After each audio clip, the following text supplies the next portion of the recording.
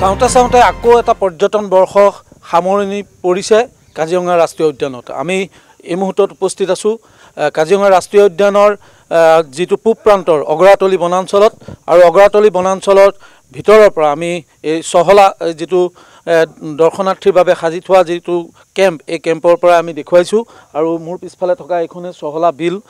আৰু যোৱা 1 অক্টোবৰ 2024 এই কাজিৰঙা ৰাষ্ট্ৰীয় উদ্যান দৰ্শনাৰ্থীৰ বাবে মুকলি কৰা হৈছিল। কাজিৰঙা ৰাষ্ট্ৰীয় উদ্যান কৰ্তৃপক্ষই মুকলি কৰিছিল পৰ্যটকৰ কাৰণে।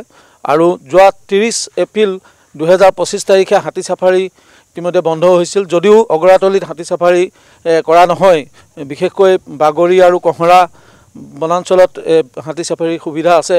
সেই 30 এপ্ৰিলত বন্ধ হোৱাৰ পাছত এতিয়া এই দৰ্শনাৰ্থীৰ বাবে জীপ চাফাৰীও বন্ধ কৰা হৈছে, যিহেতু বাৰিষাৰ আগমন হৈছে। ইতিমধ্যে বসন্তৰ এই সময়ছোৱাত যিহেতু মৌচুমী যি বতাহৰ প্ৰভাৱত ইতিমধ্যেই বাৰিষাৰ আগমন ঘটিছে। আৰু বাৰিষা হোৱা মানে কাজিৰঙাৰ বন্য জীৱ জন্তুৰ যথেষ্ট আহুকাল আৰম্ভ হয়।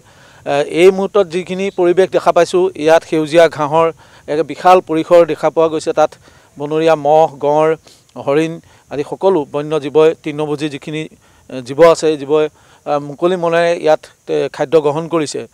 কিন্তু লাহে লাহে বাৰিষাৰ প্ৰকোপ যেতিয়া বাঢ়িব, বৰষুণৰ প্ৰকোপ যেতিয়া বাঢ়িব, এই ঘাঁহনিসমূহ পানীৰ তলত ডুব যাব, তেতিয়াই বন্য জীৱৰ যথেষ্ট আহুকালৰ সন্মুখীন হয়। আৰু বানপানী কাজিৰঙাৰ বাবে আশীৰ্বাদ। আৰু বানপানীৰ সমাগত, যিহেতু বান আহিবৰ হৈছে, জেঠৰ শেষৰ পৰা ভাদৰ আহিন পৰ্যন্ত এই কাজিৰঙা ৰাষ্ট্ৰীয় উদ্যান বানপানীৰ কবলত পৰে। আৰু কেইবাটাও বানে, ব্ৰহ্মপুত্ৰৰ বানে এই কাজিৰঙা ৰাষ্ট্ৰীয় উদ্যানক ধুই নিয়ে। আৰু ইয়াৰ যিসমূহ আৱৰ্জনা, ইয়াৰ যি জাবৰ জোঁথৰ আছে, এই সকলো বানপানীয়ে নিকা কৰাৰ পাছত আকৌ পুনৰ যেতিয়া শীতৰ আগমন হয়, তাৰ লগে লগে আকৌ পৰ্যটন বৰ্ষ আৰম্ভ হয় বন্য জীৱ জন্তুসমূহ চোৱাৰ বাবে। আৰু এইখিনিতে আমি জনাব খুজিছোঁ যে এই যিটো 2024-25 বৰ্ষৰ পৰ্যটন বৰ্ষ, এই পৰ্যটন বৰ্ষত কাজিৰঙা ৰাষ্ট্ৰীয় উদ্যানে 4,07,000 দৰ্শনাৰ্থী লাভ কৰিছিল।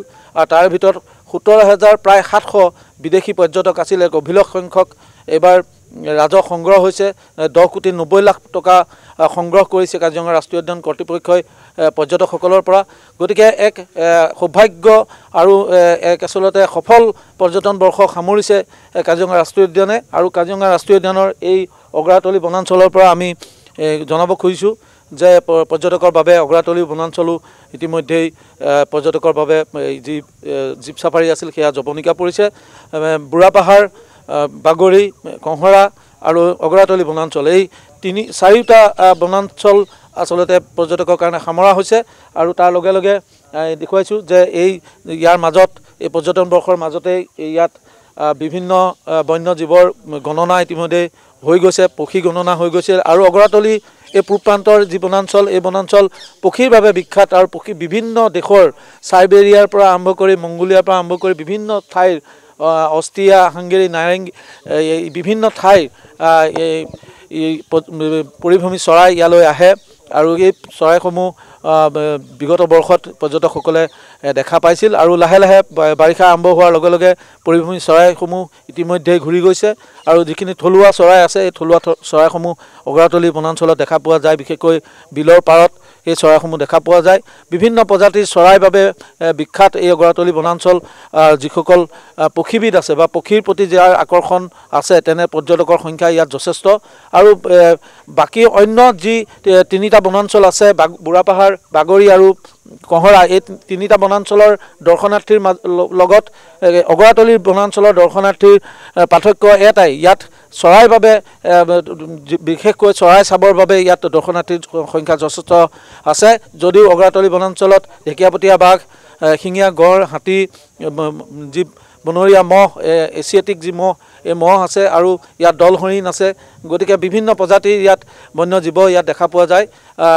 সংখ্যাগত দিশৰ পৰা ইয়াত আচলতে এগৰাকী পৰ্যটকে কাজিৰঙা ৰাষ্ট্ৰীয় উদ্যানত আহি যিসমূহ জীৱ জন্তু চাব খোজে, প্ৰায় জীৱ জন্তুসমূহে ইয়াত দেখা পোৱা যায়। অতিৰিক্তভাৱে ইয়াত বিভিন্ন প্ৰজাতিৰ চৰাই দেখা পায়। গতিকে পূৰ্বৰ তুলনাত এইবাৰ অগৰাতলিত যথেষ্ট সংখ্যক পৰ্যটকৰ আগমন হৈছিল। গতিকে ইয়াৰ লগে লগে এই বৰ্ষ সামৰাৰ পাছত আমি বাট চাব লাগিব 2025-26 বৰ্ষত পৰ্যটকৰ সংখ্যা কেনেকুৱা হ'ব আৰু এইবাৰ কাজিৰঙা ৰাষ্ট্ৰীয় উদ্যান কৰ্তৃপক্ষই জীপ চাফাৰীৰ ক্ষেত্ৰত কিছু নতুন নিয়ম ইয়াত সন্নিৱিষ্ট কৰিব সেয়া আমি পৰৱৰ্তী সময়ত আমাৰ দৰ্শকসকলক জনাম কিন্তু এই মুহূৰ্তৰ গুৰুত্বপূৰ্ণ কথা যে এক অভিলেখ সংখ্যক পৰ্যটকৰ আগমনে ইয়াত এই পৰ্যটন বৰ্ষটো সফল কৰি তুলিলে আৰু এই মুহূৰ্তত কাজিৰঙা ৰাষ্ট্ৰীয় উদ্যান বন্ধ হৈছে দৰ্শকৰ কাৰণে আৰু ইয়াৰ যি প্ৰাকৃতিক যি পৰিৱৰ্তন এই পৰিৱৰ্তনৰ লগত মোকাবিলা কৰাৰ কাৰণে ইয়াৰ বানপানীৰ লগত মোকাবিলা কৰাৰ কাৰণে বাৰিষাৰ লগত মোকাবিলা কৰাৰ কাৰণে ইতিমধ্যে কাজিৰঙা ৰাষ্ট্ৰীয় উদ্যান কৰ্তৃপক্ষৰ লগতে অগৰাতলীৰ সমূহ বন কৰ্মী বিষয়া সকলো সাজু হৈ উঠিছে